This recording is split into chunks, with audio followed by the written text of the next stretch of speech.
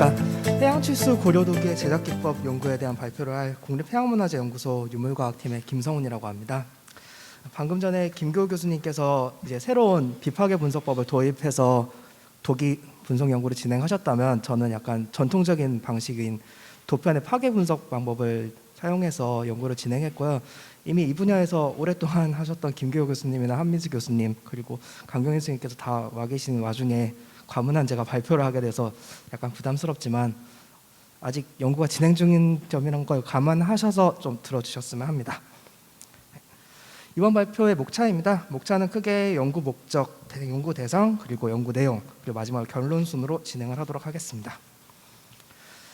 연구 목적입니다. 이 연구에서는 호남 지역에서 아까 처음에 신종국 과장님께서 발표하셨던 대로 11세기부터 13세기 초반에 유행했던 완도선 유형, 그리고 13세기 중반에 나타났던 마도 3호선 유형으로 이어지는 고려도기의 제작 기술을 규명하는 것을 그 목적으로 하고 있고요. 그 중에서 이번 발표는 유형별로 고려도기에 어떤 제작 기술 차이가 있나, 그 특성을 알아보는 것을 목적으로 하였습니다. 그리고 이 이후에는 현재 분석한 해양추수 도기와 아까 김교우 교수님께서 발표해 주셨던 진산리나 신덩리 같은 도기들과 직접적으로 비교 연구하는 것을 최종적인 목표로 삼고 있습니다. 다음은 연구 대상입니다. 이번 연구에서는 2009년부터 2018년까지 저희 연구소에서 마도 해역 인근에서 발굴했던 유물들을 사용하였고요. 주변에서 발굴되었던 수중 발굴 고선박은 마도 2호선, 마도 3호선, 마도 4호선까지 있는데요. 마도 4호선 같은 경우에는 조선시대 선박으로 이미 다 추정이 되고 있기 때문에 이것은 제외를 하고, 마도 1호선부터 3호선까지의 추정 연도랑 시료의 현재 잔존 형태 등을 고려해서 모두 13세기 도기로 추정되는 것 중에서 완도선 유형, 마도 3호선 유형, 그리고 일반형 세 가지 유형의 대표적인 특징을 갖고 있는 시료들을 선정하였습니다. 시료의 수량은 완도선이 제일 많은 9점, 그리고 마도 3호선 유형이 7점, 마지막으로 일반적인 일반형이 5점입니다. 일단 완도선 유형부터 좀 살펴보도록 하겠습니다. 사진에 보시듯이, 그리고 아까 발표에서 계속 보셨듯이 완도선 유형은 모든 시료에 유약이 입혀져 있었고, 색상은 약간 갈색조와 녹색조를 띠는 경향이 있습니다. 모든 시료 태토 내부에는 큰 입자들이, 백색 입자들이 특히 많았고요. 사진에서 여기 보시듯이 그 입자들이 표면까지 나와 있는 경우도 상당히 많이 확인되었습니다. 이것도 그렇고 여기 이런 표면들에 다 나와 있는 부분들이 그 큰 백색의 입자들입니다. 다음은 마도 3호선 유형입니다. 마도 3호선 유형은 이런 식으로 갈색조 혹은 녹색조의 유약이 시효된 것과 시효되지 않은 이런 흑색조의 도기로 나누어 볼 수 있고요. 태토 내부에는 완도선 유형보다는 조금 작은 크기의 소형의 백색 입자들이 확인되었습니다. 완도선 유형보다 그 양도 약간 적은 편입니다. 마지막으로 일반형입니다. 일반형은 이번은 약간 시우도기처럼 생겼지만, 이건 사실 내부를 생각했을 때는 시우가 된 것은 아닌 것으로 추정됩니다.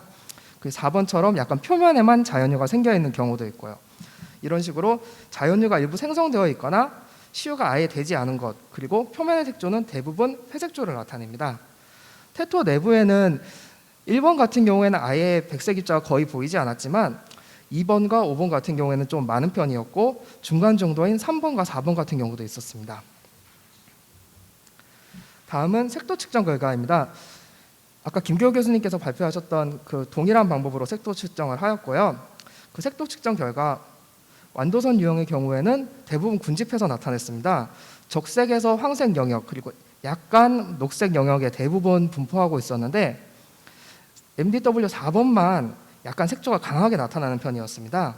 그리고 마도 3호선 유형 같은 경우에는 보시듯이 상당히 산포되어서 나타나는 경향이 있는데요.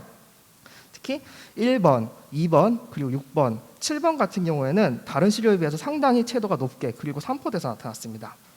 마지막으로 일반형 같은 경우에는 다른 유형들에 비해 상당히 군집해서 나타나는 경향이 있었습니다.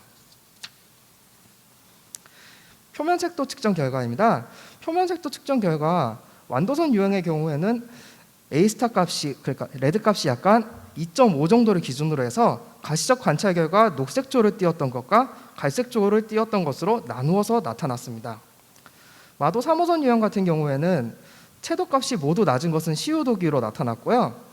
그리고 약간 높은 편인 것들은 표면에 유약이 없었던 흑색조의 도기들로 나타났습니다.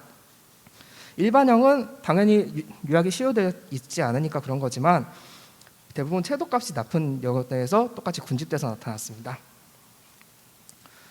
다음은 비중 측정 결과입니다. 비중 같은 경우에는 이 대상 시료와 물의 밀도비를 나타내는 것이거든요. 여기서 겉보기 비중은 시료 내부에 기공등이 포함된 비중이고 부피 비중은 그것이 포함되지 않은 비중입니다. 그래서 이 비중 차이가 크면 클수록 시료 내부에 기공이 많다고 볼 수가 있는 건데요.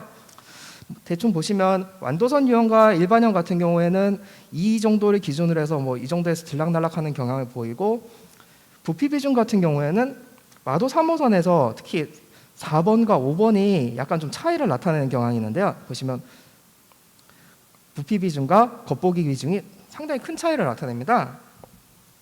이거는 흡수율과 기공률을 보면 좀 더 자세히 알아볼 수 있는데요. 흡수율과 기공률은 모두 대상 시료의 내부 기공이 바깥까지 연결되어 있어서 흡수가 가능한 정도를 뜻하는 겁니다. 일반적으로 흡수율과 기공률이 모두 낮으면 낮을수록 번조가 잘 이루어졌다, 내부의 기공이 거의 닫혀 있다라고 볼 수 있고요. 높으면 높을수록 번조가 충분하지 않았거나 혹은 너무 지나치게 이루어져서 기공이 확대되었다고 볼 수 있습니다. 양쪽 다 일반형 그리고 완도선 유형, 마도 3호선 유형 순으로 낮게 측정되는 경향을 볼 수 있고요.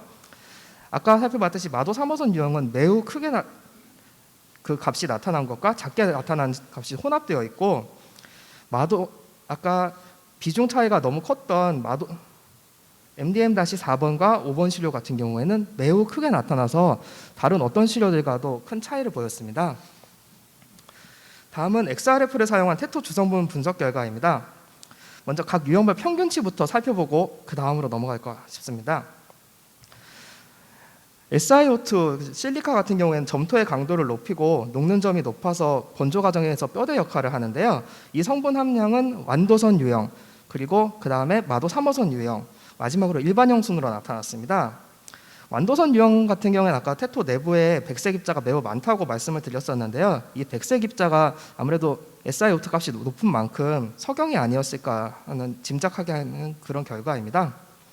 그리고 Al2O3, 알루미나 같은 경우에는 점토의 강도와 밀도를 높여서 처음에 제작 과정에서 조금 편하게 만들어주는 역할을 하는데요. 이거는 일반형, 그리고 마도 3호선 유형, 그리고 마지막 완도선 유형 순으로 나타났습니다.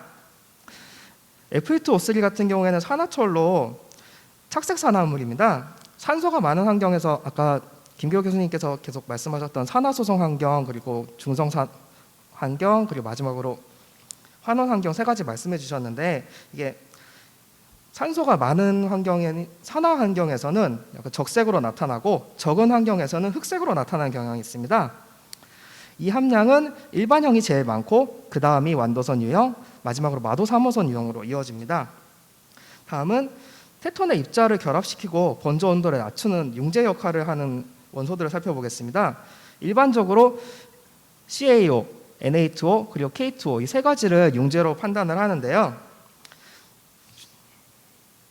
이 성분의 총량 합을 좀 비교를 해보면 일반형이 제일 많고 그 다음에 완도선 유형, 그리고 마도 3호선 유형이 제일 작은 것으로 나타났습니다. 좀 더 주성분 분석 결과를 자세히 살펴보면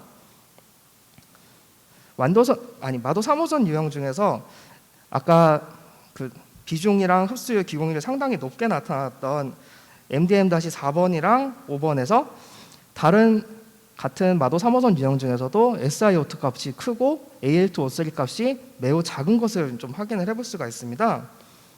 이거는 이 평균값만 갖고 살펴봤을 때 마도 3호선 유형의 일반적인 평균값이라기보다는 완도선 유형의 평균값에 좀 더 가깝습니다. 그리고 마도 3호선 유형에서 전체적으로 봤을 때도 표준 편차가 3.7 그리고 2.18 상당히 다른 유형들에 비해서 큰 수치를 나타내서 상당히 약간 재료에 좀 차이가 있지 않았나라는 생각을 좀 해볼 수 있겠습니다. 그리고 Fe2O3 같은 경우에는 아까 채도와 직접적인 관계가 있다고 계속 말씀을 드렸었는데요. 결과 그래프를 살펴봤을 때 그 A스타 값, 그러니까 적색조가 좀 강하게 나타났던 것이 1번, 2번, 그리고 6번, 7번이었는데요.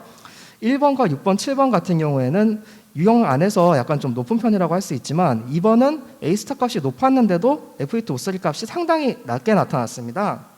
그래서 이 색조랑 이 단순히 F2O3의 함량만 갖고는 말을 좀 하기 힘들 것 같고, 결국에는 번조 환경이 이 테토 색상에 영향을 미쳤던 것으로 추정해 볼 수 있겠습니다. 그리고 MDW-4번 완도선 유형에서 좀 색도값이 튀었던 것도 보면 F2O3 값이 평균에 비해서 낮습니다. 역시나 같은 이유라고 생각이 됩니다. 이 성분 차이는 재계르식을 사용해서 도식화해서 좀 더 보기 쉽게 만들었습니다. 여기서 X축의 경우에는 산성산화물이라고 하는데요. 아까 계속 말씀드렸던 SiO2랑 TiO2 그리고 P2O5가 여기에 속하고요. Y축은 좀 전에 말씀드렸던 융제입니다. Na2O, K2O, CaO, MgO, MnO 네 가지가 여기 속하고요. 완도선 유형과 일반형 같은 경우에는 뭐 약간의 차이는 있지만 어느 정도 군집한다고 할 수 있겠습니다. 융제 함량이든 유리 생성 물질의 함량이든 어느 정도 비슷하다고 볼 수 있는데, 마도 3호선 유형 같은 경우에는 융제 함량은 상당히 비슷한데 유리 생성 물질의 함량이 아까 표준 편차를 봤듯이 상당히 차이가 나타나는 것으로 나타났습니다. 결국에는 SiO2가 번조 과정에서 뼈대 역할을 해서 의도적으로 비즘으로 첨가를 한다는 점을 생각을 해봤을 때 제작 방법의 차이가 결국에 성분 함량의 차이와 관련이 있다고 추정을 해볼 수가 있겠습니다. 다음은 히토류 원소 분석 결과입니다. 히토류 원소는 보통 주성분에 들어가지 않는 미령 성분으로 외적 요인에 인한 변성이 좀 적은 편이라 흙이 만들어지기 전에 모함의 특성을 그대로 갖고 있습니다. 이 분석 결과는 테일러와 맥리난이 제시한 운석의 소센치 값으로 표준화해서 다시 도식화한 것입니다.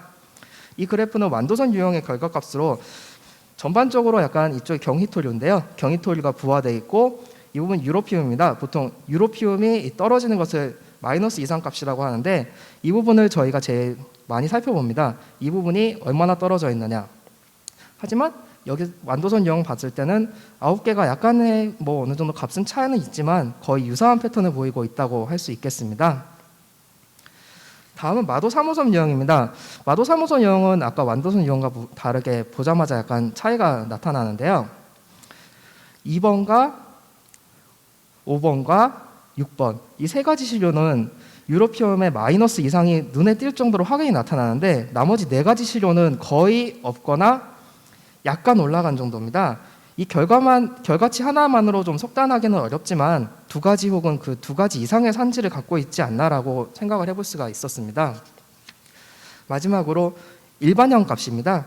일반형은 뭐 약간의 그 결과값의 차이는 있지만 모두 경히토리가 좀 부화되어 있고 유로피움의 마이너스 이상 값도 거의 유사해서 어느 좀 비슷한 패턴을 보이는 경향이 있었습니다. 다음은 XRD를 사용해서 광물학적 특성을 좀 분석해 보았습니다.